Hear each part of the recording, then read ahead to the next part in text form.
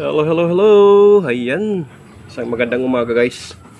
Katatapos lang natin magpakain ng mga alaga natin. Maglinis ng ating mga kulungan ng baboy. So ngayon, guys, may gagawin tayo, gagawa tayo ng kalan de Yusoil. Napaka-importante ng kalan na ito, guys. Gawa ng napakamahal ngayon ng LPG gas natin. So mag-isip-isip tayo ng paraan. Kaya ito yung napag-isipan natin ngayon, guys. So gagawa tayo ng kalan de Yusoil. Pero sa kulang pa itong ating mga material, uunahin na muna natin yung kanyang tangke, no? Ito yung pinakatangke. Tangke ng ating stove na gagawin. Okay? Kung gusto niyo yung mga ganitong klaseng content, guys, papalo na lang sa ating page, Jun Aguha, at saka sa ating YouTube channel, Kuya Jads TV. Okay, let's go, guys.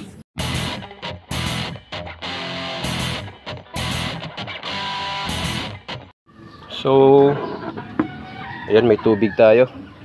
Ito yung grinder natin, guys, angle grinder gagamitin natin. Ito yung kanyang blade, cutting disc. Ito yung tubo na detress, gagawin nating tangke para dun sa stove natin. Siyempre, metros, skala, ballpen, at saka itong sheet na pang tapal natin dito sa kanyang butas, no? Tsaka itong ating welding machine. So ayan, welding rod tsaka welding machine. Ito yung cut off natin, guys. Yan, medyo matagal-tagal ko na rin ginagamit ito, mga 3 taon na. Yan, gagamitin natin pag-cutting pag marami na yung gagawin natin. Okay, para mabilis. So ito yung barina natin na portable, na chargeable, guys. So gagamitin natin yan. Ganyan yung mga bits niya, drill bits niya. Ito naman yung disaksak natin na barina, drill, no? So magagamit natin yan mamaya.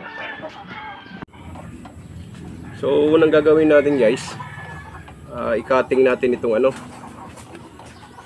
tubo, no? Na pag kasi hindi siya pantay. So i-cutting natin dito para mapantay.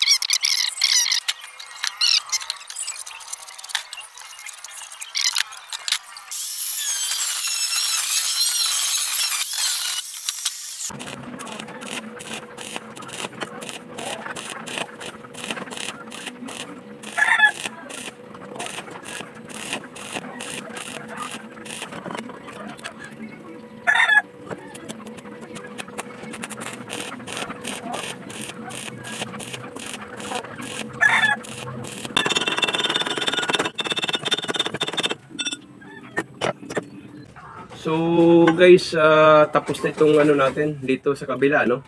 Ayan, kinis na. Wala nang butas para sa tangke natin. Dito hindi pa natin na tinakpan ito, no? Gawa ng bumili pa tayo ng kanyang bulb. Ito sa DIY, guys. Ito. Bali ito yung ikakabit natin dito. Kaya hindi pa natin ito inilagay kasi ibutasan pa natin ito para bago tayo mag-welding, malakman lang siya sa loob. Malaki itong natin, bulb. So ayan. So butasan natin ito, guys, gamit itong ating barina. Parehas. 1/4. Ayan.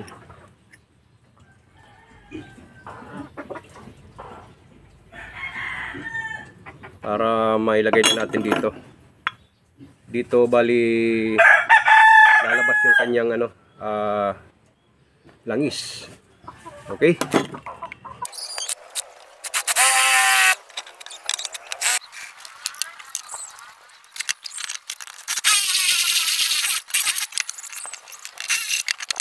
So ayan, guys, butas na. Ilalagay natin ito dito. Ayan. Kaya lang medyo 142. Ito na yung pinakamalaki nating drill. So paluluwagan na lang natin itong ano nito, butas. So ayun guys, nalagay na natin yung bulb natin, ano, fuel bulb. So itatakip na ito natin dito sa tangke natin. Yan. Ito. Para ma-okay na lahat. Weldingin na lang natin itong ano dito, i-welding natin.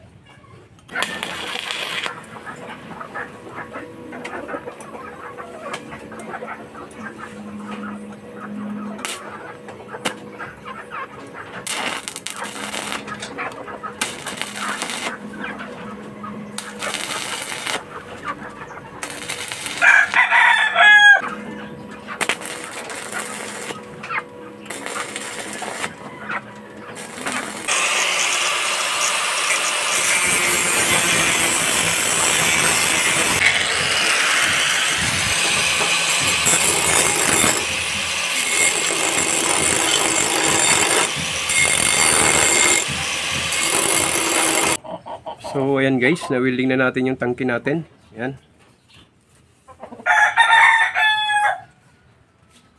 Pakinisin na lang natin, ano.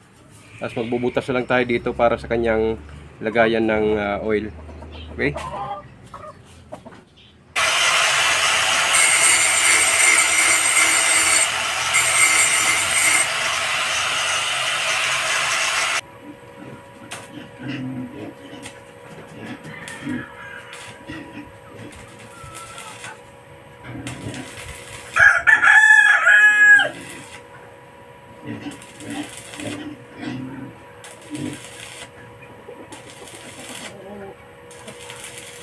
Ito yung burner natin na gagamitin. Bali 3 inches yung haba nito. So bubutasan natin yan dito sa baba, sa gitna, tsaka dito syempre sa dulo. Tsaka dyan sa ano niya, sa ibabaw may butas din yan, no? Para dyan lalabas yung hangin na magko-control para dun sa gaano kalakas yung apoy na ibubuga nitong ating stove. Okay, so ayan, butasan na natin guys. Gamit tayo ng ating barina, mahiwagang barina. So guys, ito yung gagamitin nating barina. Syempre yung medyo malakas, wag tayo gumamit nung ano natin, chargeable, kasi para swabe yung butas, no? Ito medyo mabigat-bigat to. Bush, matagal ko nang gamit ito guys, gamit ko pa to sa pag-aircon ko, ano.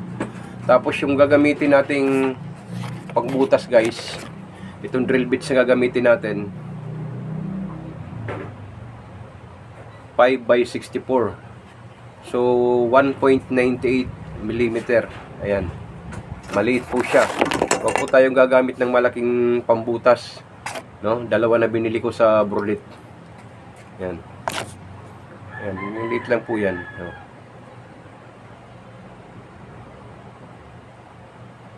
Bali, ito yung gagamitin natin pambutas natin dito. Okay?